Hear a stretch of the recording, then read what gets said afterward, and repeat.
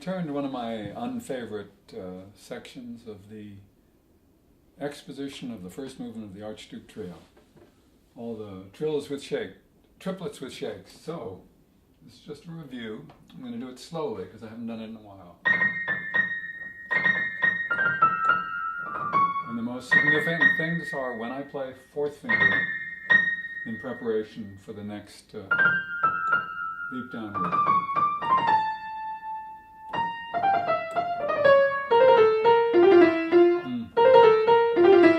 That's interesting. I have two written here. I had not thought to maintain the consistency of this drop of the fourth, and then maybe go 1, 3, 2, 1, 2, and then leap from 1. Or leap from 1, yes, exactly.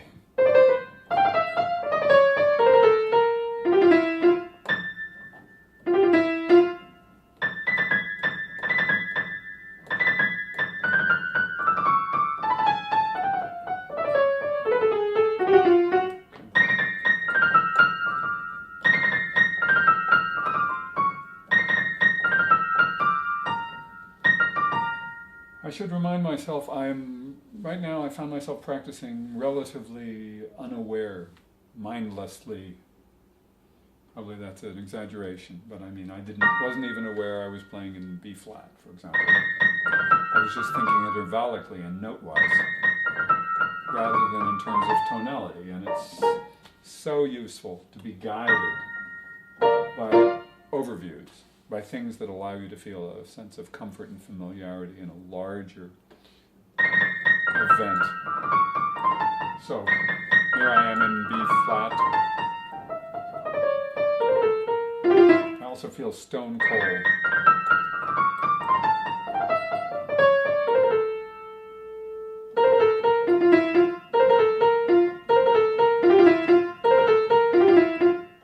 Yes, I do find myself confronted by an uncertainty of the fingering I want here.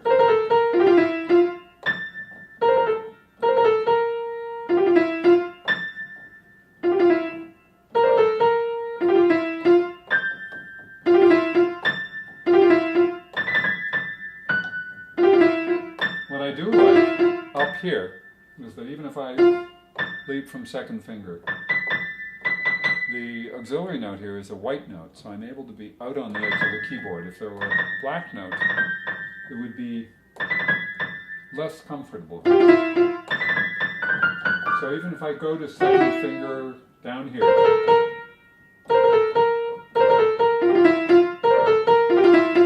which I think I'll do by getting rid of my second finger on F here, and trying to stay consistent about wanting to go from 4 to 1 when I have the drop of a fourth.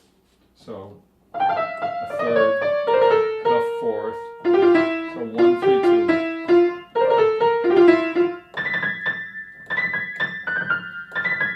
And the fourth here again is used not just for those fourths, but when I have a white note to black note relationship, 4 to 2, a third.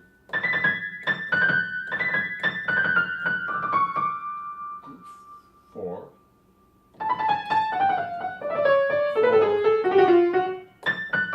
D,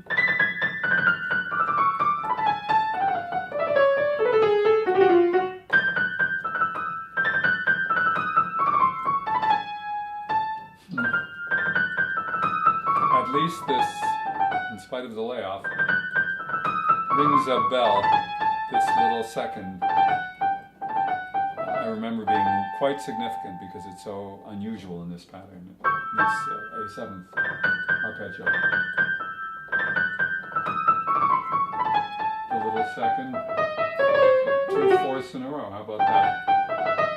4 for the white-black third, and then 4 for the tritone fourth.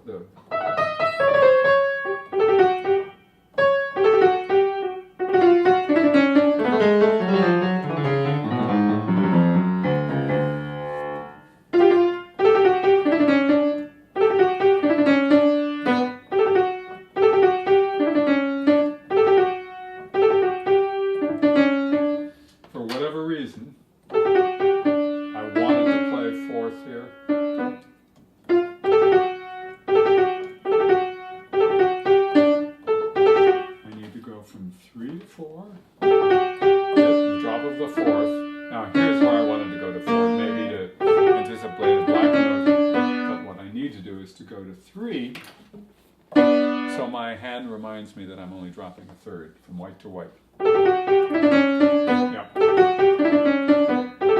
I can still feel resistance. My body doesn't want to go to second here, and it doesn't want to do the third. So a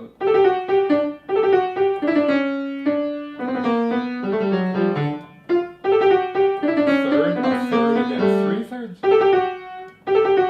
4 to 1, 3 to 1, 3 to 1 again, and 4, 3.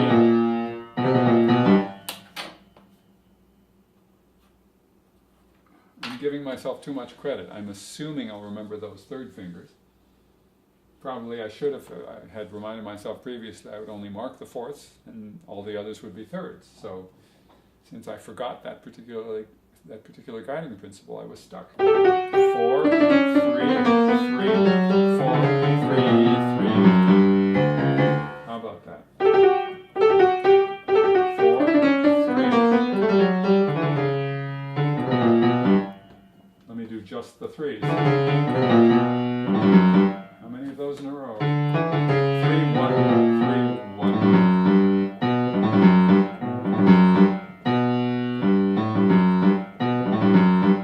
Not a big deal here when I'm stopping. I could go 1, 3, 2, or I could go 2, 1, 2.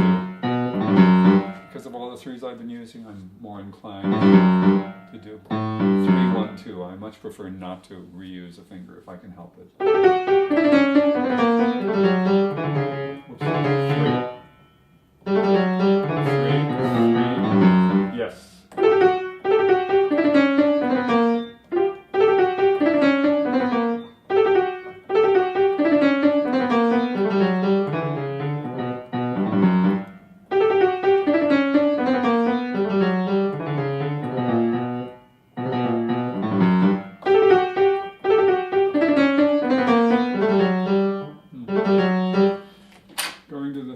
Finger just sets up, especially going to the third on a black note, to set up the fourth is really a little bit easier. 3,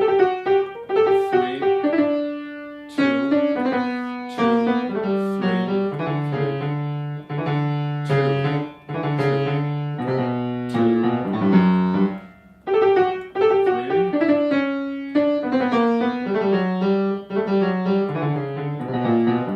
Now I gotta say, at this really, really moderate tempo, I can think all the right thoughts. I can do it without looking, you know. The difficulty is in making all that complexity turn into something really, really easy. So what I'm going to do is reduce the amount of intensity, even though I'm not going to increase the tempo right now. Why? Because when I play faster, I won't be able to have that much articulation in each finger. I won't be able to have that much verticality. So I want to make sure that even in the forte sections, and it alternates between forte and piano measures, that even in the forte, it doesn't require a lot of digital energy.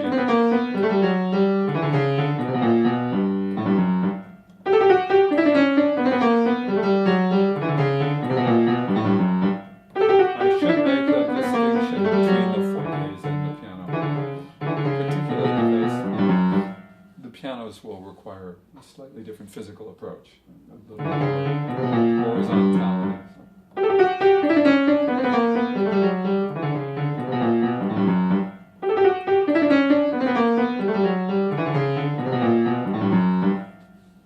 Okay, let me go back because stressing this G major may get me stuck.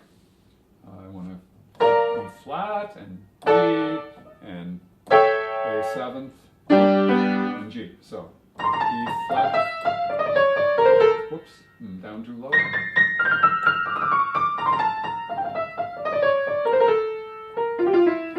Okay, I have to remind myself of that outward gesture, yes? This is one of those few cases where I can't set up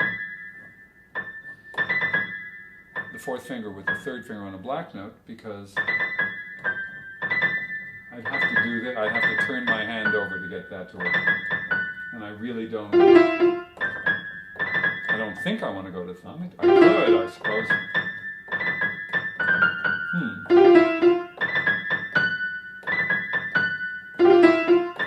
Something I never thought of before is to leap all the way up to a thumb there. So now let me go back to what I had done before. I still think I'll fall to the 3 and just make that adjustment with my arm to go from 2 to 4 by moving my hand upward with my arm. And you notice practicing that transition is terribly important because the last thing I want to do is feel really confident getting to the bottom, really confident starting at the top, and have no means of getting from one place to the other. So, all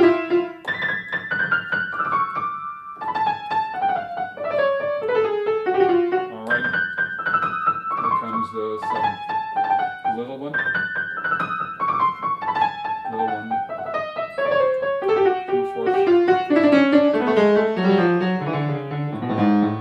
So, I'm getting more confident. There's still very little in the sense of tempo, and there's still plenty too much thought. So I need to look. Whoa! That time, halfway without thinking, I landed on the thumb, and I really liked it.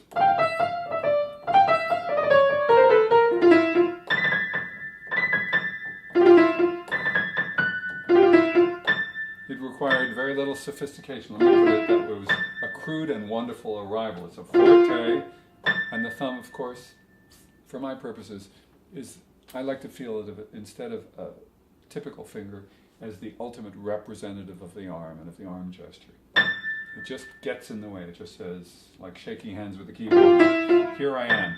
Arm, hand, it's all delivered through the thumb, which doesn't buckle, it has a skeletal strength, and it has a direction and a purposefulness. Boy, do I like that. Who knew? So, here's one of the problems with changing your mind so often. It's hard to see it. So maybe I'll put the thumb in several places on the page, just as a reminder. Thumb. Yes.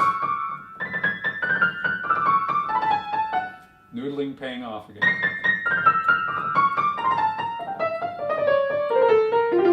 Here it is. Love it.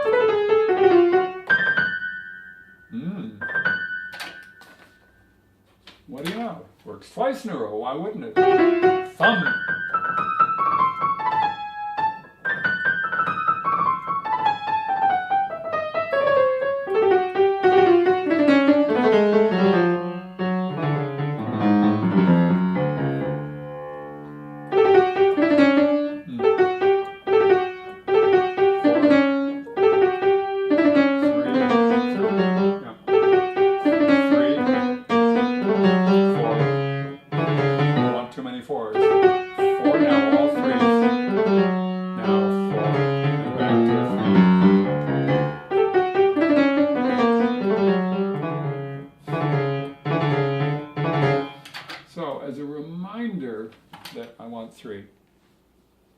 I could have done this before, I could have done it all the time. I could have made the preparation finger be the one I wrote down. So in this case I wrote down 2 because I'm not remembering that 3 is coming up. 2.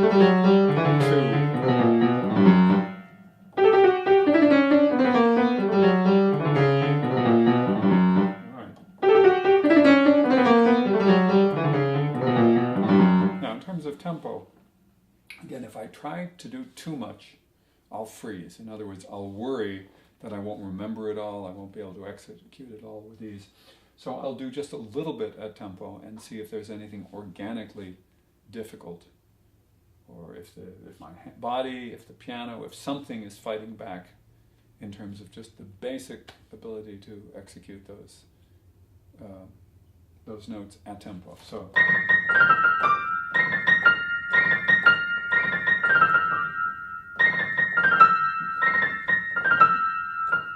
I don't find anything there. I could choose any of those gestures.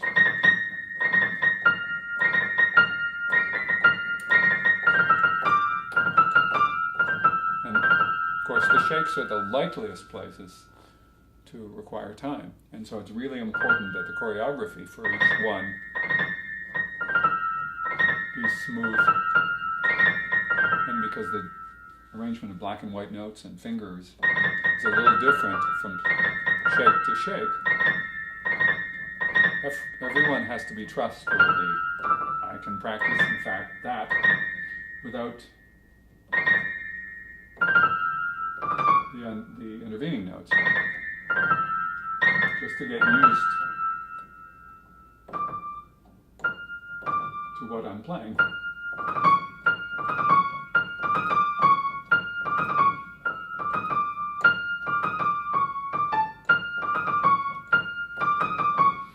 Here's one I haven't marked, so I'll mark it. Third one.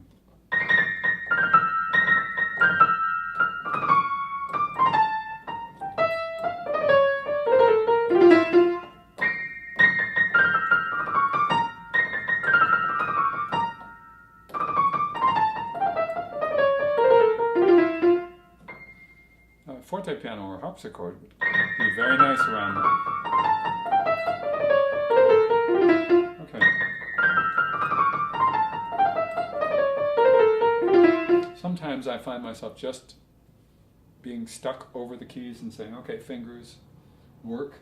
Those are the cases that I know I don't want. When my hand becomes too passive and I just start pushing down the keys with the fingers, that's too complex a gesture that doesn't work well under fire.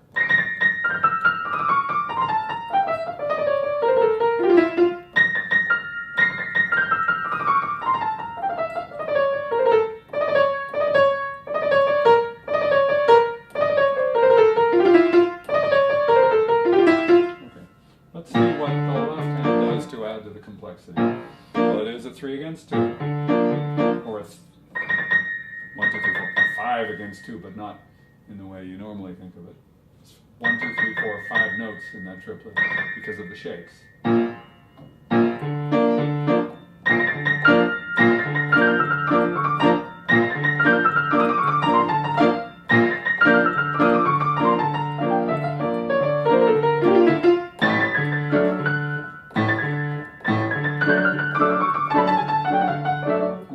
Too many fours.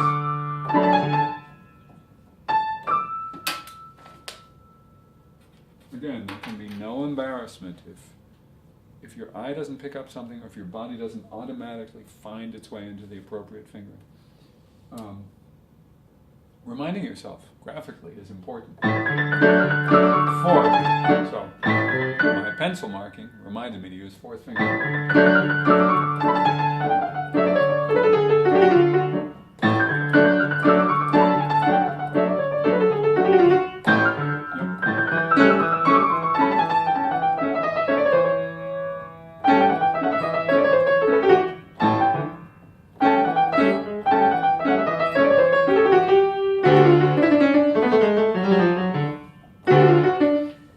Organically, or when my body tends to bark back at me and say, that's not so good, is when, as a result of all those turns, my upper fingers tend to curl back in and sort of focus all my energy on 1, 2, and 3. The risk then is that my hand will lock up. So it's really important that I keep the fingers that aren't playing at ease so that the whole hand maintains as much ease as possible. So that my hand goes along with the prevailing gesture of the operating fingers.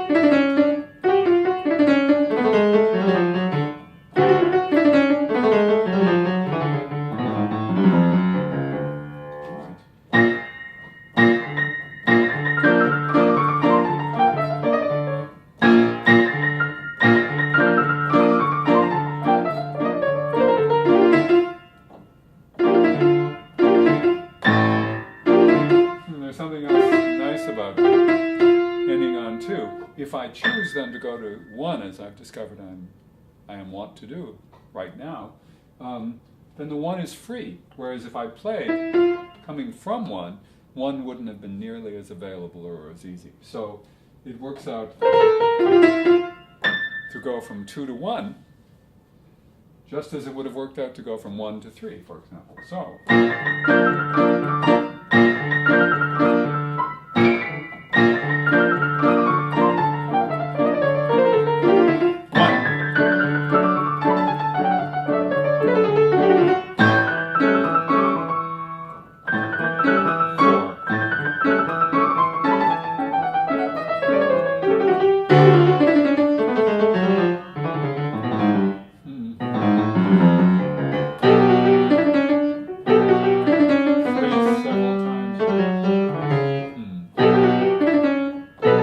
wanting to go to 3, 4. Here, yes.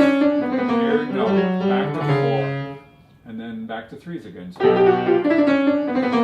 for whatever reason, there's something familiar enough about these that my body tends to want to go to 4, and sort of signaling a familiar experience that isn't really as familiar as it thinks. So this is where my mind has to override my physical temptation. 4, now 3, twice in a row.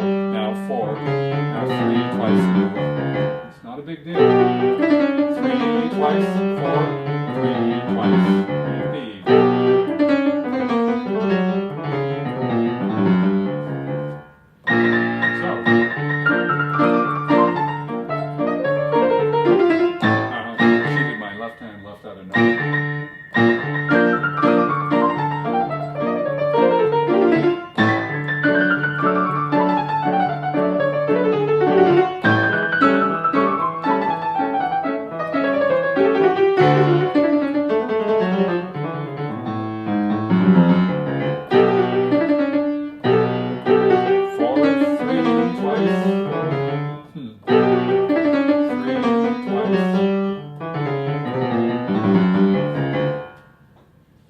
I noticed that when I was practicing earlier on, that last group here got short shrift. In fact, I didn't practice that far because I was busy worrying about the 7th chord before it. And this is, even though it's just A major, it has interestingly enough different solutions to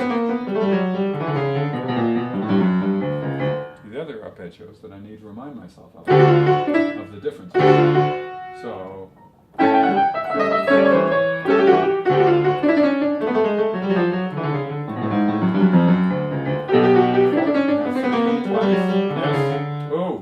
I did 4 twice. 4, 3 twice in a row. 3, 4.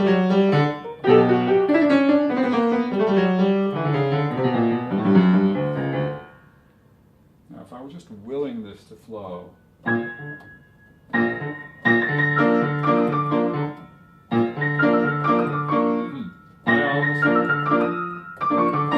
Experience it with the triplets without the shake now. Let me just do this.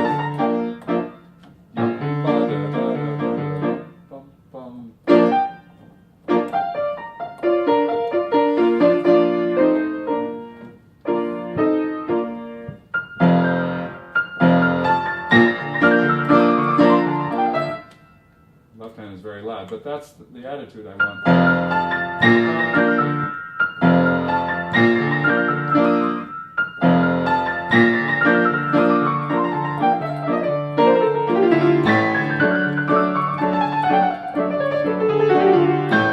Some of you out there, if you have the patience to be listening through this, there's probably a division between those who say, what's the big deal? I've never had trouble with that. Or he's reiterating or he's reinforcing difficulty, which is, of course, a bad idea.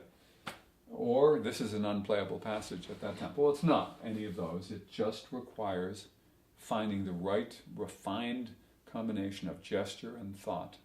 That includes attitude that enables you to play it. The complexity, in other words, is just the way in which the passage introduces itself to you. You have to get past the prickly parts to reach the part where it just is tailor-made for you and the keyboard. If I did this slowly, for example, maybe I should do it that much more slowly. There's an organic sense of ease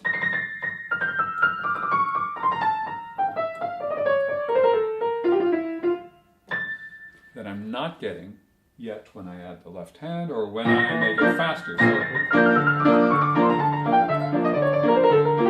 maybe I should always stare at you.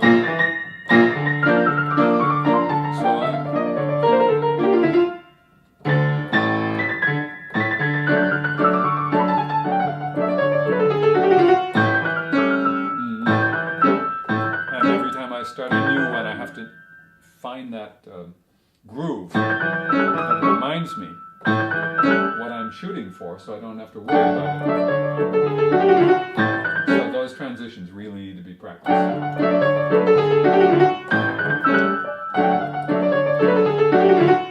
And part of it is attention. My left hand needs to be set here. A decision always has to be made, what do you think of first? So if I have faster notes in my right hand, my left hand, in other words, can take advantage of the slower note to use that part of the note value to get down to the octave A. So if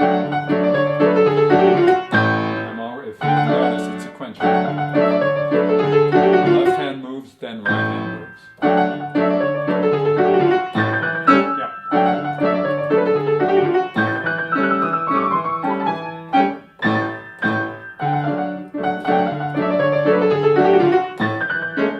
Missing. So G, I have to move in on the G better. That's why I chose the thumb, because that's such a nice, reassuring gesture.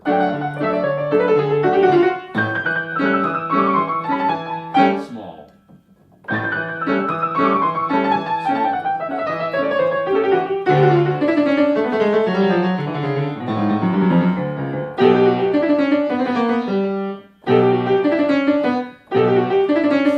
That 4 and then 2 3s. Keep wanting to go to fourth before it's time. 3 3 3 4.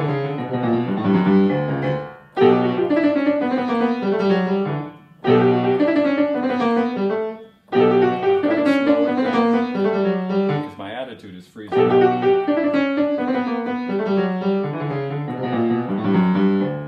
I'm going to stop now, but it's definitely not perfect. It's definitely not self-assured, but I've made some adjustments in fingering and in thought, and it's starting to get better. I think part of it is the reinforcement issue. I've given it far too much time between experiences for what I learned the last time to pay off enough today. And in fact, the fact that I've made so many different decisions about gesture and fingering is just an indication that I'm still looking for that groove. So we'll see how it works out.